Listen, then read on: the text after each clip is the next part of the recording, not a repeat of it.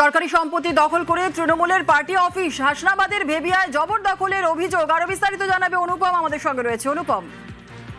দেখো জিনোরা, এই যে বসিরহাট উত্তর বিধানসভা কেন্দ্রের যে হাসনাবাদের যে ভেবিয়া বাজারে, সেখানে সরকারি সম্পত্তি এবং একটি দেপত্য সম্পত্তি দখল করে তৃণমূলের পার্টি অফিস হয়ে রয়েছে। দীর্ঘদিন ধরে এলাকার মানুষ এবং দেপত্য সম্পত্তি যারা দান করেছিল তারা বহুবার স্থানীয় তৃণমূলের আধিকারিকদের, তৃণমূলের যেসব পঞ্চায়েতের প্রধানের কাছে একাধিকবার আবেদন করেও সেই সম্পত্তি তারা দখলমুক্ত করতে পারেনি। এখন সরকার পরিবর্তন হয়েছে, বিজেপি সরকার এসেছে, এখন কিন্তু বিজেপি সুর চড়িয়েছে যে ওই যে দখল করে রেখেছে তৃণমূল পার্টি অফিস তৈরি হয়েছে, সেই পার্টি অফিস ওখান থেকে ভেঙে সরিয়ে দেবে বলে সুর চড়িয়েছে বিজেপি থেকে এলাকার মানুষ। বেশ, ধন্যবাদ। এটা বাংলার পরিবর্তনের সকাল। 15 বছরের মানুষ এদের অত্যাচার সহ্য করেছে, বাংলার মানুষ এদের অত্যাচারের বিরুদ্ধে ভোট দিয়েছে।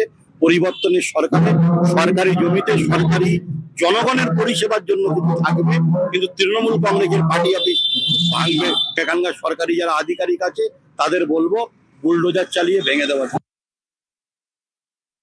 জোর করে পার্টি অফিস করেছে। আমার 4খানা ঘর করা ছিল, সেই 4খানা ঘর ভেঙে ভিত করা ছিল, শীত টানানো ছিল, সেই সব ভেঙে ওরা করেছে।